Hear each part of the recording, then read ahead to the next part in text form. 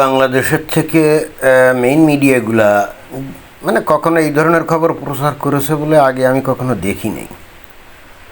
বাংলাদেশের মেইন মিডিয়াগুলো তো অলওয়েজ ওই যে কাশ্মীরের ব্যাপারে, পাকিস্তান অধিকৃত কাশ্মীরের ব্যাপারে এবং পাকিস্তানের ব্যাপারে অলওয়েজ কিন্তু কাশ্মীর যাতে পাকিস্তানের মধ্যে থাকে এবং এখানে ওই পাকিস্তানের ন্যারেটিভটাই প্রচার করে আর কি, এটাই। কিন্তু হঠাৎ করে এই বাংলাদেশের মিডিয়ার কি হলো, উল্টো খবর কেন প্রচার করছে? তাও আবার যখন নাকি বাংলাদেশ আর পাকিস্তানের সাথে একেবারে দৌরম মহরম সম্পর্ক, তাই না? আর ভারতের সাথে বাংলাদেশের সম্পর্ক তো এখন অনেকটাই তিক্ত। অতএব ভারতের পক্ষে যায় এই ধরনের খবর তো বাংলাদেশের মিডিয়া প্রচার করার কথা না। তাহলে ঘটনা কি? এই যে দেখেন এখানে কি বলছে, পাকিস্তানের হাত ছাড়া হচ্ছে কাশ্মীর, ভারতের দিকে ঝুঁকছে কাশ্মীর। মানে এই ধরনের শিরোনাম দিয়ে খবর প্রচার, এটা তো খুবই বিস্ময়কর, অন্তত বাংলাদেশের প্রেক্ষিতে। এবং একই সঙ্গে যখন নাকি বাংলাদেশের সাথে পাকিস্তানের একেবারে মহরম সম্পর্ক, সেগুলো তো আরও বিস্ময়কর। এবং এই ধরনের খবর প্রচার করে বাংলাদেশের মিডিয়া আসলে কী বলতে চাচ্ছে? তো যাই হোক, এখানে এই যে যেটা আমরা জানি খবরে, বর্তমানে পাকিস্তান অধিকৃত কাশ্মীরে কিন্তু ব্যাপক বিক্ষোভ, প্রতিবাদ এবং একটা আন্দোলন গড়ে উঠছে, ব্যাপক আন্দোলন গড়ে উঠছে। এখানে আমরা সেই ভিডিও চিত্রে আমরা দেখতেও পাচ্ছি যে ব্যাপক আন্দোলন গড়ে উঠছে এবং সেখানে পাকিস্তানের সেনাবাহিনী তারপরে পুলিশ বাহিনী গিয়ে গুলি টুলি দিয়েছে এবং অনেক লোকজন মারাও গেছে। কিন্তু তারপরেও কাশ্মীরের লোকজন কিন্তু কোনোভাবে দমে যাচ্ছে না। এই যে বিশাল জনসমাবেশ, তো সেখানে তাদের এক নেতা একটা ইন্টারেস্টিং বক্তব্য দিয়েছে, যেটা কিন্তু খুবই মানে পাকিস্তানের জন্য খুবই খারাপ এবং ভারতের জন্য আবার ভালো। সেটা কি, এখানে ওই যে নেতা এই যে মিটিং করছে না, এই যে দেখছেন না, এই যে মিটিংয়ে বলছে যে এক সময় পাকিস্তানের সরকার, এই যে পাকিস্তানের সরকারই এই কাশ্মীরিদের হাতে অস্ত্র তুলে দিয়েছিল এবং এক দিয়ে তাদেরকে ওই যে ভারতের এগেনস্টে ব্যবহার করতো। এবং আমরা তো জানতাম যে ওই যে পাকিস্তান অধিকৃত কাশ্মীর থেকে প্রতিনিয়ত জৈশ ই মোহাম্মদ, লস্কর ই তৈবা ইত্যাদি লোকজন সদস্য আর কি, ভারত যাদেরকে বলে টেরোরিস্ট, বাংলা যাকে বলা জঙ্গি, তো তারা তো এই যে এই কাশ্মীরের মধ্যে ঢুকতো। তো এখানে ওই আমি কিন্তু বারবার একই কথা বলি যে এই যে হ্যাঁ, পাকিস্তানের কাশ্মীর থেকে হয়তো তারা ঢুকতো অস্ত্রপাতি নিয়ে, কিন্তু ওই ভারতের যে কাশ্মীর, তারা কিন্তু ধোয়া তুলসী পাতা না, তারাও তাদেরকে আশ্রয় দিত তাদের বাড়ি ঘরে। হ্যাঁ, এবং সেই হেতু তারা কিন্তু এসে বিভিন্ন সময় বিভিন্ন জঙ্গি আক্রমণ, এই যেমন গত বছরই তো পায়েলগামে 26 জন হিন্দুকে গুলি করে মারল না, তো পাকিস্তানের থেকে 2 জন না কয়জন আসছিল, কিন্তু এদেরকে আশ্রয় তো দিয়েছিল যে ভারতের কাশ্মীরের মুসলিমরা, তাই না? এদের সাহায্য সহযোগিতা ছাড়া তো ওরা এসে এখানে থাকতে পারতো না। বাট এখন পাকিস্তান অধিকৃত কাশ্মীরের নেতারা বলছে এই অস্ত্রপাতি এক সময় পাকিস্তানের সেনাবাহিনী, বিশেষ করে ISI তারা দিত, এবং এরপরে যখন পাকিস্তান বৈষম্যমূলক আচরণ শুরু করছে যে কাশ্মীরে, অর্থাৎ সাম্প্রতিককালে এসে আমরা তো জানি যে পাকিস্তান একটা ভিখারির দেশ হয়ে গেছে, ব্যাংক্রাফট কান্ট্রি হয়ে গেছে, অর্থনৈতিক কোনো অগ্রগতি নাই, দেশে প্রচণ্ড দুর্ভিক্ষের মতো পরিস্থিতি, লোকজনের কাজ নাই, কাম নাই, আয় নাই, উপার্জন নাই। তো এই যখন মেইন পাকিস্তানের অবস্থা, সেখানে তারা যে মানে সেই পাকিস্তানের সরকার যে কাশ্মীরের দিক নজর দিবে, এটা তো প্রশ্নই ওঠে না। তো স্বাভাবিকভাবে কাশ্মীরেও জনজীবনের ব্যয় অনেক বেড়ে গেছে এবং তাদের আয় নাই, উপার্জন নাই। আবার ওদিকে আটার দাম বেড়ে গেছে, গমের দাম বেড়ে গেছে, জ্বালানি তেলের দাম বেড়ে গেছে, নিত্য প্রয়োজনীয় জিনিসের দাম মারাত্মকভাবে বেড়ে গেছে। একবেলা খাওয়া জোটে তো অন্য একবেলা জোটে না। তো মানুষের পেটে যখন ভাত না থাকে, তখন তো ভাই এসে ধর্ম ভুলে যায়, তাই না?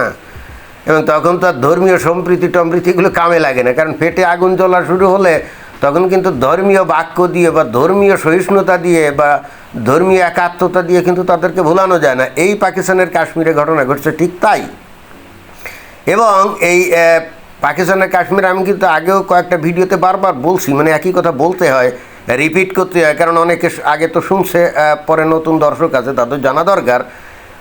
পাকিস্তানের এই কাশ্মীরের লোকজন খেপছে বস্তুত কী কারণে জানেন? আমার যেটা মনে হয় সেটা হলো এই যে 2019 সালে এই যে বিজেপি সরকার এই যে ভারতের যে কাশ্মীর না, সেখান থেকে 370 ধারা তুলে দিয়ে সেখানে সরকারি বেসরকারি বিভিন্ন তরফ থেকে হাজার হাজার কোটি টাকা এখানে বিনিয়োগ করা হয়েছে না, হোটেল, রেস্টুরেন্ট, রাস্তাঘাট, কত কী করা হয়েছে, ট্যুরিজমের ব্যাপক উন্নতির এখানে যাবতীয় ব্যবস্থা নেওয়া হয়েছে।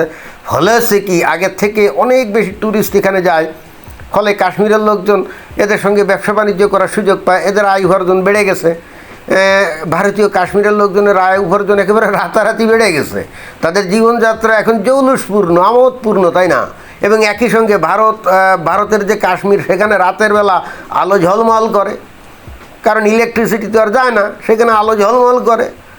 পাকিস্তানের ওই কাশ্মীর থেকে ওরা তো দেখে যে সেখানে রাতের বেলায় ঘুটঘুটি অন্ধকার, ইলেকট্রিসিটি থাকে না, তাদের রাস্তাঘাটও ভঙ্গুর, সেগুলো মেরামত হয় না। ওখান থেকে তারা দেখে না যে কত রংচঙা গাড়ি ঘোড়া চলছে, ঝকঝক তকতক ঝকঝক করছে রাতের বেলা, আলোর ঝিলিক। তো পাকিস্তানের কাশ্মীরে তো দেখে বোঝে যে ঘটনা কী। তো তাদেরও তো এরকম জীবনযাপন পাইতে মন চায়, তাই না? তো অথচ পাকিস্তান শুধুমাত্র ইসলামী বটিকা সেবন করিয়ে তাদেরকে কিন্তু কী করে রাখছে, ভিকিরি তৈরি করে রাখছে, তাই না? ফকির মিসকিন করে রাখছে। এখন খাওয়া একবেলা জোটে তো আরেকবেলা জোটে না, তো স্বাভাবিকভাবে কী হবে, এইবার তারা পাকিস্তানের বিরুদ্ধে খেপে এদের এই যে নেতা, কী জানি নাম ভুলে গেলাম, তো নেতা হুমকি দিয়েছে যে আমরা কিন্তু ভারতের সাথে যোগাযোগ করব। হ্যাঁ, তো যখন তারা ডাইরেক্টলি ভারতের সাথে যোগাযোগ করবে বলছে, যেহেতু এখন এই পাকিস্তান বলছে এরা নাকি জঙ্গি, মানে এই বর্তমানে যারা আন্দোলন করছে এরা নাকি জঙ্গি, তখন ওদের নেতা তো বলছে ওই বেটা আমরা কিসের জঙ্গি, তোরাই তো একসময় আমাদেরকে অস্ত্রপাতি দিয়ে বলছিলি ভারতের এগেনস্টে যুদ্ধ করার জন্য, ভারতের কাশ্মীরে ঢুকে সেখানে গুলিগোল্লা সন্ত্রাসী কর্মকাণ্ড করার জন্য, ভারতীয় কাশ্মীরের লোকজনদেরকে দলে আনার জন্য, আমরা তো সেগুলো করছি। তো আমরা তার পুরস্কার কী পেলাম? এখন না খেয়ে থাকবো? গুলি বন্দুক কি খাওয়া যায়? এখন এদের গুলি বন্দুকের মোহ ভঙ্গ হয়েছে, ওরা এখন টের পেয়েছে গুলি বন্দুক, বোমা বারুদ এগুলো তো ভাই খাওয়া যায় না। আর এইগুলো ব্যবহার করে 2-4-5 জন লোক হয়তো মজার জীবনযাপন করে, কিন্তু সাধারণ মানুষ তো ভাই না খেয়ে থাকে, তারা তো আর তখন খেপে যায় এদের বিরুদ্ধে, তাই না? পাকিস্তান অধিকৃত কাশ্মীরে কিন্তু এই ঘটনাটাই ঘটছে। তো এখন তারা পাকিস্তানের সরকারকে বলছে বেটা তোরাই তো আমাদেরকে সন্ত্রাসী বানিয়ে এখন তোরাই আবার আমাদের সন্ত্রাসী বলস, আমাদেরকে জঙ্গি কস। তো যাই হোক, এখন এই এদের এই নেতা এরা বলছে যে আমরা ভারতের সাথে যোগাযোগ করব। এখন অতএব পাকিস্তান অজুহাত পেয়ে গেছে যে এদের আন্দোলনের পিছনে ভারতের হাত আছে। চিন্তা করে দেখেন, আরে প্রত্যেকে এই যে ভারতের কাশ্মীরে বিভিন্ন সময় গুলি বন্দুক এগুলো হয়, তো এখানে পাকিস্তানের মদত থাকে না? থাকে তো। তো যখন পাকিস্তান এই ধরনের নাশকতামূলক কর্মকাণ্ড করবে ভারতের মধ্যে, তো ভারতও চেষ্টা করবে পাকিস্তানের মধ্যে জনমত গঠন করে পাকিস্তানি সরকারের এগেনস্টে লেলিয়ে দেওয়া, তাই না? পাকিস্তান তো এই সমস্ত কাশ্মীরের লোকজনদেরকে তো অস্ত্রপাতি দিয়ে বলছে না যে তোরা গুলি কর, তোরা সন্ত্রাসী আক্রমণ কর, না, ওরা বলছে যে দেখ আমাদের কাশ্মীরে দেখ মানুষজন কত আরামে আছে, কত রঙ্গ তামাশায় আছে, আর তোরা খেয়ে না খেয়ে থাকিস। তারা ঠিক এই বক্তব্যই দিচ্ছে, তাই না? দেখেন দুই দেশের মধ্যে তফাৎ কত। পাকিস্তান যেখানে মুসলিমে কিছু লোকের হাতে গুলি বন্দুক বোমা টোমা দিয়ে বলছে যা তোরা ভারতে গিয়ে গুলি বন্দুক মার, মানুষ মার অকাতরে, এবং ধর্মীয় বটিকা ঢুকায় দিয়ে যে অমুসলিম মারা এটা সোয়াবের কাজ, এগুলো বলেই তো পাঠায়, তাই না? এবং কিছু লোক যে আসে না তা তো না, আসেও তো। পক্ষান্তরে ভারত যদি এখানে ষড়যন্ত্র করে, তারা ভারতীয় এই যে কাশ্মীরের যে মানুষগুলা যারা নাকি মুসলমান, তাদেরকে কী বলছে, এই তোরাও পাকিস্তানের সাথে থেকে কী পাস, দেখ তো এখন না খেয়ে আসিস। আর আমাদের অঞ্চলে যে কাশ্মীর আছে সেখানে লোকজন দেখতো কত রঙ্গ তামাশায় আছে, দেখে নে রাতের বেলা কত আলো ঝলমল করে। তো তোরা যদি আমাদের সাথে যুক্ত হতে পারিস, তো তোরাও তো একই জীবনযাপন করতে পারবি, তাই না? তা দুই দলের মধ্যে তফাৎ না। পাকিস্তান যেখানে অস্ত্রপাতি দেয় ভারত সেখানে ওদের বলে তোরা উন্নত জীবনযাপন পাবি। This is the fundamental difference between India and Pakistan. কিন্তু মুশকিল হচ্ছে যে তৌহিদি জনতা, মোমেন মুসলমান, তারা তো ওই যে ধর্মীয় কারণে ভারতের হিন্দুদেরকে ঘৃণা করে, কারণ তারা মুশরিক, তারা যাই বলুক না কেন, তারা যদি তারা বলে যে ভারত তোমাকে যদি উন্নত জীবনযাপনের আশ্বাস ভরসা দেয়, মুসলমানদের সেগুলো গ্রহণ করা উচিত না। এই জগৎ 2 দিনের, এই জগৎ সরাইখানার মতো, আসল জগৎ তো বড় জগতে। ভাই এই সমস্ত কথাবার্তা ভালো লাগে, বাবা লুতায় হয় কখন জানেন? পেটে যদি ভাত থাকে না, আপনি ঠিক মতো খাচ্ছেন, দাচ্ছেন, ঘুমাচ্ছেন, কোনো সমস্যা নেই, তখন কিন্তু এই বাণীগুলো ভালো লাগে। কিন্তু পেটে দানা পানি না থাকলে এই জগৎ 2 দিনের, আসল জগৎ পরে, সেখানে যে যত ইচ্ছা খাইবা, যত ইচ্ছা যৌনকেলি করবা 72 হুরের সাথে, ভাই তখন এই কথা কিন্তু কারো ভালো লাগে না। তো যাই হোক, আমি বারবার বিভিন্ন ভিডিওতে বেশ কিছু সতর্কবাণী উচ্চারণ করেছি। এই পাকিস্তান অধিকৃত কাশ্মীরের মুসলমানরা ভারতে যোগদান করতে চাচ্ছে বলে ড্যাং ড্যাং করে লাফাতে লাফাতে ভারতের উচিত না তাদেরকে এই ভারতে ঢুকানো। কারণ ভারতের মধ্যে ঢুকানোর পর যখন এদের জীবনযাত্রা স্বাভাবিক হবে, সুন্দর জীবনযাত্রা শুরু হবে না, ওদের মাথার মধ্যে সেই ইসলামী ভূত কিন্তু চাপবে। তখন কিন্তু ওরা ইসলামী শাসন, শরিয়া শাসন এইগুলো কায়েমের স্বপ্ন দেখবে। বুঝছেন? আপনারা মানে ভারতের সরকার, আপনারা হাজার হাজার কোটি টাকা এদের পিছনে খরচ করে এদের জীবনমান উন্নত করবেন, করার পরে এইবার আপনাদের এগেনস্টেই কিন্তু তাদের মাথার মধ্যে ঢুকবে যে আমরা তো মুশরিকদের অধীনে আছি, এইরকম করলে তো পরকালে বিচারে ভেস্তে যাওয়া যাবে না। জি, এই সমস্ত মাথায় তাদের ঢুকবে।